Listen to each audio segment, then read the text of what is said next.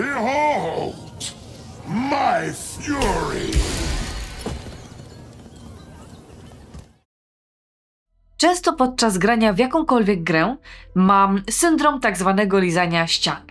Muszę zajrzeć w każdy kąt, znaleźć każdy możliwy przedmiot, czy pogadać z jakimkolwiek napotkanym zwierzątkiem. I tak samo mam też z lokacjami w grach. By odkryć każdy skrawek mapy danego regionu. Lokacje w grach są kluczowe. Świetnie pomagają w prowadzeniu narracji, jak i budowaniu doświadczeń gracza.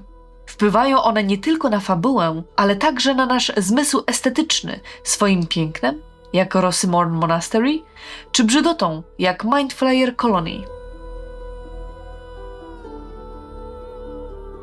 Aż czuć tę tętniącą organikę i spazmy odrazy.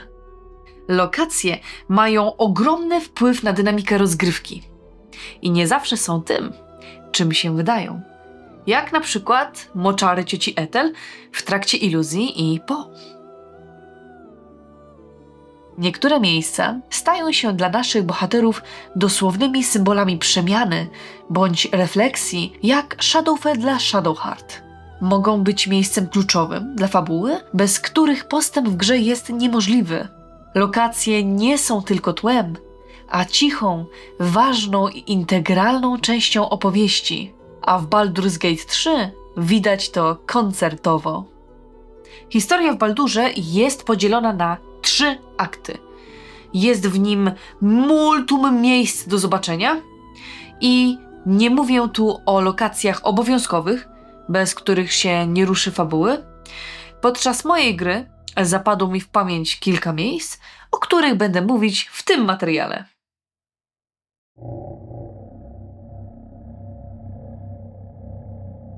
Pierwszym z nich jest, a jak? Grymforge.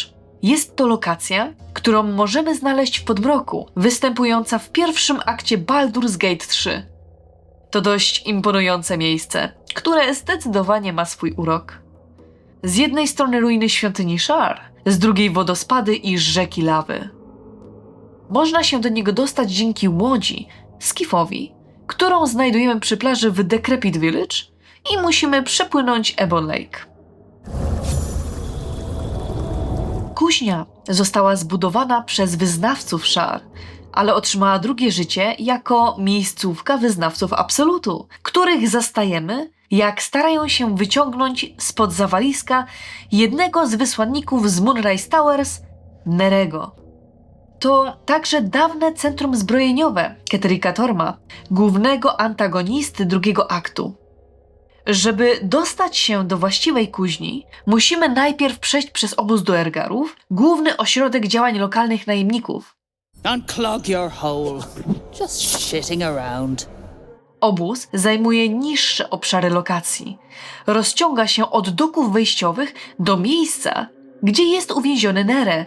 Aby dostać się wyżej do Ancient Forge, gdzie wykujemy przedmioty z adamantyny i spotkamy Gryma, musimy przejść przez opuszczoną świątynię, albo na przykład przebić się przez mniejsze zapadlisko i sprzymierzyć się z wykorzystywanymi rotami. You helped me. I helped you. Możemy się też teleportować na klif koło miejsca, w którym został uwięziony Nere i stamtąd dotrzeć do właściwej kuźni. Do opuszczonej świątyni można się dostać albo przez szereg zamkniętych drzwi, albo przez platformy w górnych piętrach Grymforge. Ale ostrożnie, bo można spotkać różne niebezpieczne stwory, jak żółta galareta, aka Oakirjelly.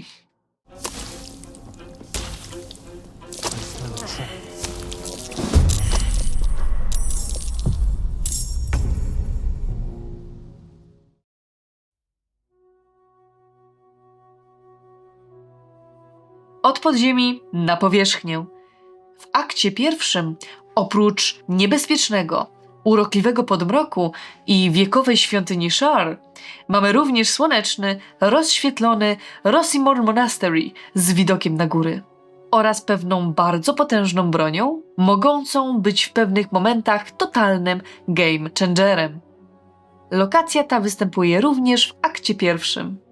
Kiedy trafimy przed bramę wejściową do klasztoru, będziemy świadkami eskortowania grupy halflingów przez Gitianki do Kresze, ich szkółki, obozowiska. Potem bramy się zamykają. Możemy ich zaatakować, a drzwi wtedy pozostaną otwarte.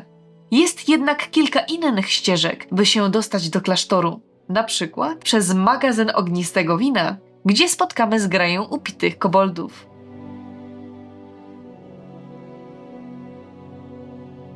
W klasztorze, na pierwszym piętrze, możemy również się natknąć na legowisko gremiszek, potworów, które tylko czekają, aby zrobić graczom kuku.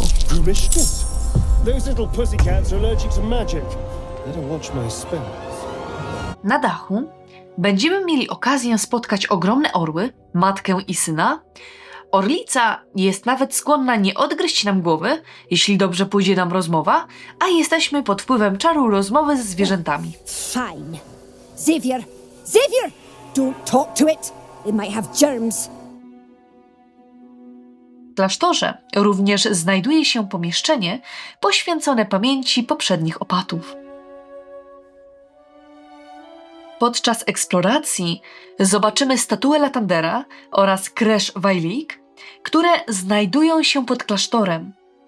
Można się dostać tam za pomocą drzwi na dole rampy po zachodniej stronie pomieszczenia z posągiem Latandera. W świątyni znajduje się również święty relikt, krew Latandera, która, jak wcześniej wspominałam, może okazać się kluczowa w dalszej części gry.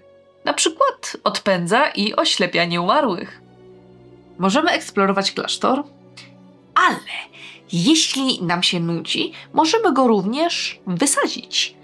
Aby to zrobić, musimy uruchomić pułapkę, zabrać krew Latandera i nie rozbroić uruchomionej pułapki na czas. W nagrodę otrzymujemy ciekawy dialog z Astarionem.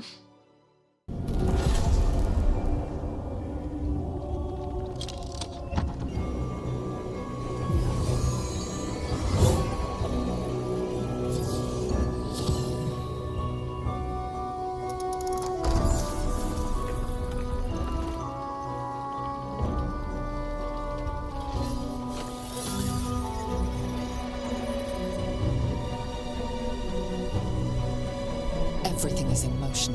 All within these walls are doomed to destruction unless you act.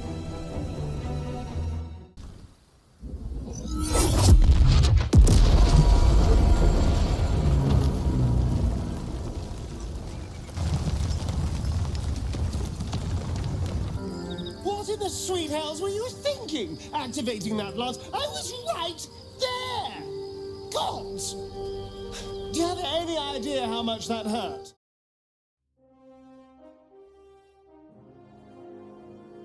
Shadowfell to miejsce, które odgrywa ważną rolę w drugim akcie. Wejście do niego jest w Gauntlet of Shar, gdzie udajemy się za Baltazarem, który z kolei wyruszył tam na polecenie Ketrika Torma. Miał stamtąd zabrać relikt o nazwie Nightsong, ale że sam nie potrafił tego zrobić, wysyła na poszukiwanie postać gracza. Shadowfell to w zasadzie zupełnie inny wymiar.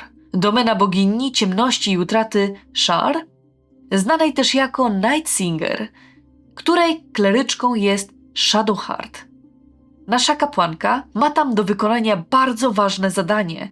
Musi zabić Nightsong, uwięzioną Aasimarkę, córkę bogini Seluny, żeby stać się Dark Justiciarem. Zadanie to jednak nie pokrywa się z planem, który ma wobec Nightsong Baltazar, a więc w zależności od obranej przez nas ścieżki będziemy musieli wkurzyć albo Baltazara, albo Shadowheart. His domain. He does not belong here. To jednak nie jedyny moment, w którym będziemy mogli się tam udać.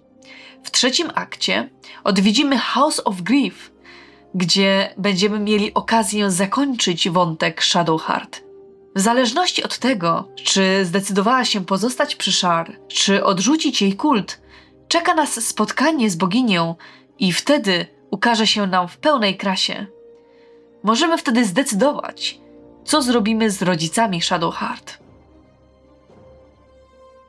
Ale Shadowfell powraca także przy okazji wątku Halsina, który musi stamtąd wyciągnąć Taniela, ducha ziemi, który został rozdarty na dwie części przez klątwę, która pustoszy okolice Moonrise Towers. Halsin przechodzi wtedy przez portal do Shadowfell, a my musimy go bronić. Jeśli nam się nie uda, druid pozostanie tam uwięziony na zawsze.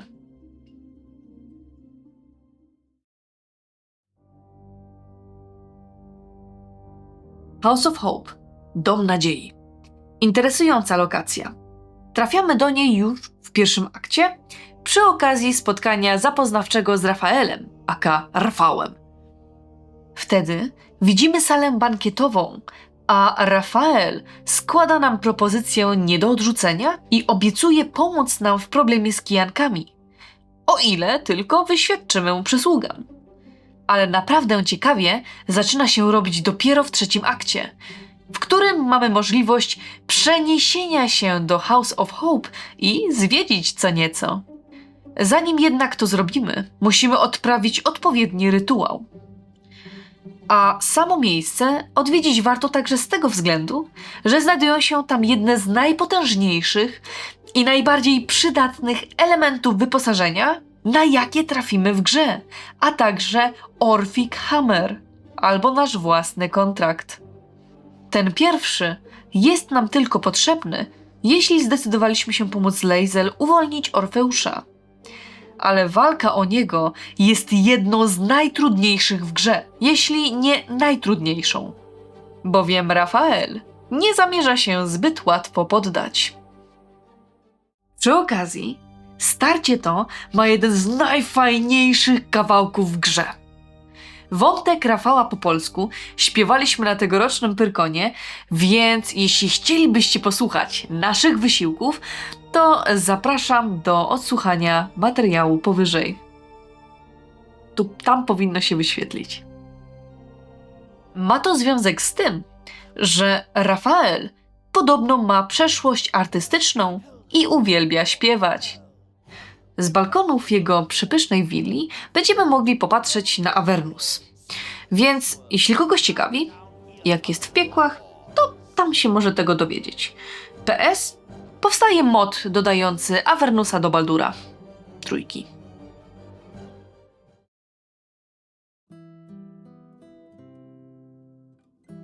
Jungle. Wydaje się być częścią tropikalnej wyspy Chult i jest jedną z najbardziej ukrytych i nieoczywistych lokacji w grze. Aby się do niej dostać, należy się naprawdę mocno postarać, ale po kolei. Na początku aktu 3 będziemy w miasteczku Rivington, w którym znajduje się cyrk. To miejsce gromadzi kilka naprawdę ciekawych atrakcji i postaci. Z oferowanych rozrywek jest na przykład quiz miłosny, na który możemy zaprosić towarzysza i dowiedzieć się, jak dobrze naprawdę go znamy. Blazing like the sun. You're in love. A wracając do postaci w cyrku, jedną z nich jest Akabi, dżin prowadzący loterię. To dość droga impreza, zważywszy na to, że konkurs jest od początku ustawiony. Żeby się jednak o tym zorientować, musimy zaliczyć udany rzut na percepcję.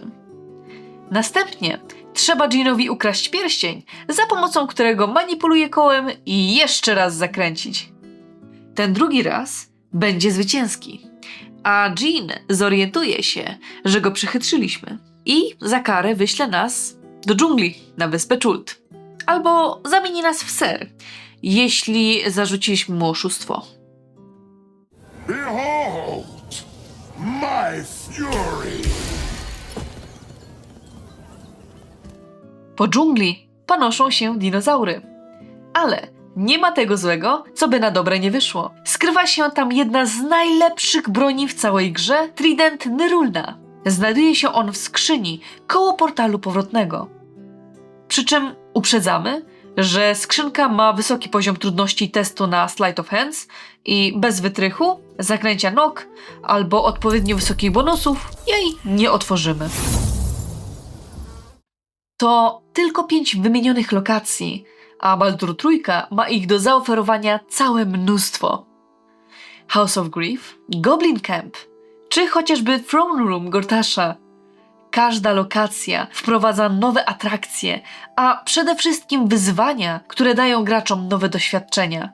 Rozwijają bohaterów i relacje między nimi, będąc świadkami przemiany danej postaci, jak Shadowfair dla Shadowheart.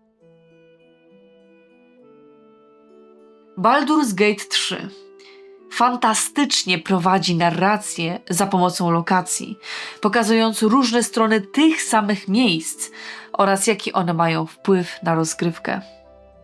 I to by było już wszystko. A wy, miśki podpadłowe, macie jakąś ulubioną lokację w Baldur's Gate 3? A może w jakiejś innej grze? Dajcie znać w komentarzach. A tymczasem do zobaczenia w następnym materiale.